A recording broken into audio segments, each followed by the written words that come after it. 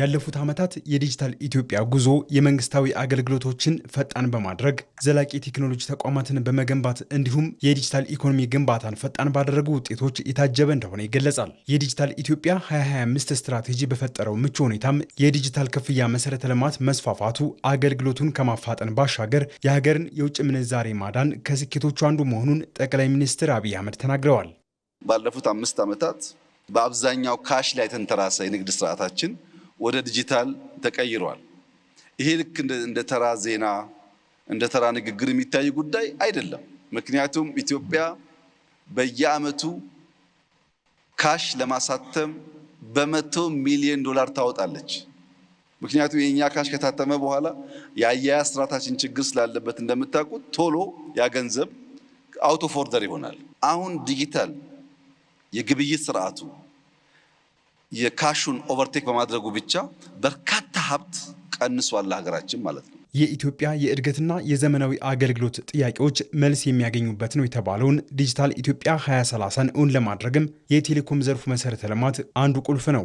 በአዲሱ ስትራቴጂ የትግበራ 5 ዓመታት ዜጎች በርካታ አገልግሎቶችን ባሉበት እንዲያገኙ የቴሌኮም አገልግሎት ሽፋንን 100% ለማድረስ እንደሚሰራም ተገልጿል። የ4G እና የ5G እንደተጠበቀ ሆኖ ሪሞት በሆኑ ኤሪያስ በቀላሉ በፋይበር ኦፕቲክስ የማንደርስባቸው ከሆኑ አሁን የምንጠቀምባቸው ቢቲኤሶች የማንደርስባቸው ከሆነ የሳተላይት አማራጭ የምንጠቀምበትን መንገድ መከተል ያስፈልጋል። በሚቀጥሉት 5 ዓመታት ኢትዮጵያ 100% ኮኔክት ማድረግ አለብን። ይቻላል።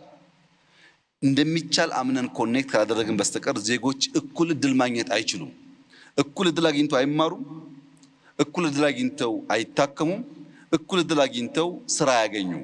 የቴሌኮም አገልግሎትንና የኢንተርኔት ተጠቃሚዎችን ቁጥር ከሀገሪቱ የዲጂታል ኢኮኖሚ ግንባታ እቅድ ጋር የተጣጣመ እንዲሆንም በቀጣዮቹ 5 ዓመታት ለመሰረተ ልማት ግንባታ ትኩረት እንደሚሰጥ የገለጹት የኢትዮ ቴሌኮም ዋና ስራ አስፈጻሚ ፍሬህይወት ታምሩ ናቸው። ስለዚህ በ2030 ተግባራዊ ስናደርግ ምን እንጠብቅ ስንል አጠቃላይ የሞባይል ተጠቃሚዎቻችን ቁጥር 128 ሚሊዮን ይደርሳሉ። በዚህም ደግሞ ፔኔትሬሽኑን 100% የምናደርሰው ይሆናል ማለት ነው።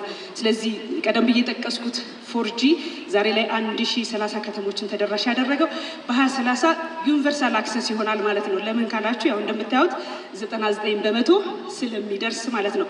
የኢንተርኔት ፔኔትሬሽናችንም እንዲሁም 90% ይደርሳል። ይሄ ማለት ወደ 87 ሚሊዮን የኢንተርኔት ተጠቃሚዎች እንዲኖሩን ያስችላል በምናደርጋቸው ማስፋፊያዎች።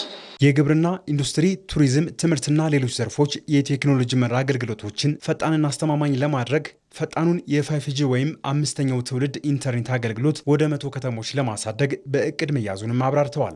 የተለያዩ የ5G ዩዝ ኬዞችን ተግባራዊ እንድናደርግ እንደ ስማርት ማይኒንግ፣ ስማርት ኤዱኬሽን የመሳሰሉትን ስማርት አግሪካልቸር የመሳሰሉትን ቨርቹዋል ሪያሊቲን ሌሎችንም የኤአይ ኔቲቭ የሆኑ ሶሉሽኖችንም ተግባራዊ እንድናደርግ ደግሞ 5G የራሱን ሮል ይጫወታል። በዚህም በርካታ ከተሞቻችን ተጠቃሚ እንዲሆኑ ማስፋፊያዎች ይከናወናል። ከዲጂታል ኢትዮጵያ 2030 ግቦች አንዱ አካታችና ለዜጎች እኩል አገልግሎት መስጠት ነው። ለዚህም ዜጎች የዲጂታል ኢኮኖሚ ተጠቃሚና ተሳታፊ እንዲሆኑ የስማርት ስልኮችን በተመጣጣኝ ዋጋ ተደራሽ ማድረግ እንዲሁም የገጠሩ ማህበረሰብ የዲጂታል አገልግሎት የሚያገኝበት ማዕከላት በመጪዎቹ ዓመታት የሚሰሩ ቁልፍ ስራዎች መሆናቸውም ተጠቅሷል። ከዲጂታል ኢኮኖሚ ተጠቃሚ እንዲሆን እያንዳንዱ ሰው አገልግሎቱን አክሰስ እንዲያደርግ የስማርትፎን ፔኔትሬሽናችን ማሳደግ ይኖርብናል። እንግዲህ በርካታ እርምጃዎችን መውሰድ ይኖርብናል። ማኒፋክቸር እስከማድረግ ድረስ መድረስ ይጠበቅብናል ማለት ነው። ይህን ራዕይ እውን ለማድረግ ስማርትፎንን ለማሳደግ አዶፕሽኑ ወደ 85% እንደርሳለን ብለን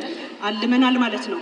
በገጠር ያሉ ዜጎቻችን በዲጂታል ያለውን አገልግሎት ይበልጥ ተጠቃሚ እንዲሆኑ ደግሞ እንደዚሁ የዲጂታል ሴንተሮች ይኖሩናል።